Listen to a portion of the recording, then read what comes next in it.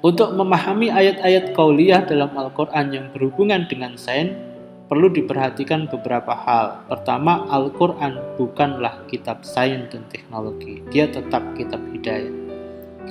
Jadi ini yang harus kita pahami betul ya. Jadi meskipun Anda bisa menemukan sains atas inspirasi Al-Quran, ya, bisa menemukan teori komunikasi atas inspirasi Al-Quran, Anda tidak boleh mengatakan Quran ini kitab ilmu pengetahuan, kitab sains. Karena Allah memang fungsikan Quran ini sebagai huda awalnya, litukhrijan nasa minadh dhulumati ilan nur, untuk mengeluarkan manusia dari kesesatan menuju cahaya.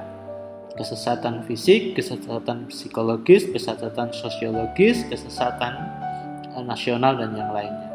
Satu-satunya jalan untuk keluar itu adalah back to the Quran, back to the Syariah. Itu satu-satunya cara. Apakah kemudian harus menjadi negara yang non Pancasila begitu? Ya tidak juga. Karena sudah ada di situ. Tetapi kemudian pribadi-pribadinya harus pribadi-pribadi Qurani, kira-kira begitu. Beberapa ayat Al-Quran memberikan isyarat ilmiah yang terbukti kebenarannya oleh sains modern. Nah, hal ini menunjukkan bukti bahwa kebenaran Al-Quran sebagai kalam Allah mengandung mukjizat ilmiah. Jadi Quran bukan kitab sains, tetapi kitab hidayah. Tetapi di Quran ada ayat-ayat yang memberikan signal-signal saintifis atau saintifik, yang memberikan isyarat-isyarat ilmiah yang menunjukkan itu bahwasanya Quran itu mengandung mukjizat ilmiah, mukjizat sains atau mukjizat ilmu. Oke. Dalam memahami ayat yang mengandung isyarat sains, tidak cukup hanya dengan membaca Al-Quran dan tafsirnya. Sumber-sumber ilmiah lain dapat digunakan sebagai rujukan untuk menjelaskan dan memahami ayat-ayat tersebut. Kebenaran mutlak, jadi Anda tidak bisa kemudian paham Quran itu hanya dengan Quran dan tafsir. Ya, sebenarnya pernyataan ini ambigu ya, jadi karena sumber-sumber ilmiah yang lain untuk menjelaskan Al-Quran itu sebenarnya juga tafsir. Tapi maksud tafsir di sini adalah tafsir klasik gitu ya. Jadi tafsir yang buku-buku atau kitab-kitab yang menyebut dirinya tafsir. Artinya kalau paham Quran harus dengan tafsir yang sebuah buku yang dia menyebut dirinya tafsir begitu. Tidak cukup itu begitu ya.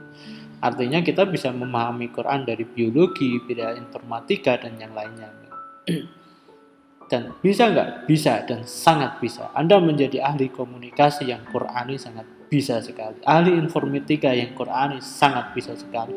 Quran ini inspirasi Anda untuk mengembangkan ilmu-ilmu sains, sangat bisa sekali. Ya, jadi tafsir itu bukan penguasa, tetapi kalau Anda mau jadi ahli syariat ya silahkan ambil syariat tafsir-tafsir itu begitu. Kebenaran mutlak atau absolut hasil penemuan ilmiah modern akan selalu sejalan dengan kebenaran absolut dalam Al-Quran. Jadi teori-teori yang ada di sekeliling kita ini yang kita pelajari itu tidak semuanya kompatibel dengan Quran. Teori yang betul-betul kebenarannya, validitasnya tinggi bahkan sampai pada absolut, maka itu selalu sepadan dengan Quran. Artinya kalau nanti Anda bilang ini teori Quran kok berbeda dengan teori ilmiah begitu ya, bisa jadi teori ilmiah Anda yang masih bermasalah. Qurannya benar. Banyak yang mengatakan begitu. Bahkan hadis itu juga banyak kan. Kalau hadis dulu saya ingat adalah peristiwa soal nyamuk. Ada seorang ahli yang mengatakan, orang ahli mengatakan bahwasanya nyamuk ini adalah hinggap pada tempat-tempat kotor. Nah, Nabi mengatakan kalau nyamuk ini harus ketika dia hinggap dalam minuman kita maka harus dicelupkan gitu ya. Loh, bagaimana yang hinggap di kotor kok dicelupkan? Kira-kira begitu pertanyaan Anda kira-kira kan gitu. Nah, sampai kemudian ada kemudian kritis ulama mengatakan apa? Cendekiawan mengatakan apa? Ini hadisnya tidak relevan untuk hari ini. Akhirnya gara-gara ucapan itu para ahli biologi melakukan riset. Hasil risetnya sungguh mengejutkan karena ternyata sayapnya nyamuk itu sebelah kanan ibarat kita berisi madu, sebelah kiri berisi racun. Jadi ketika dia jatuh ke minuman dan kemudian dicelupkan, maka sesungguhnya itu netralisasi begitu ya. Sterilisasi gitu. Luar biasa itu ya. Nah, ini sisi lain gitu ya. Jadi sisi di Quran juga begitu. Anda coba cari mana ayat-ayat yang menunjukkan tentang kontradiksi atau paradoksi antara sains dan ilmu dan Quran gitu. Kita akan mengkaji di situ.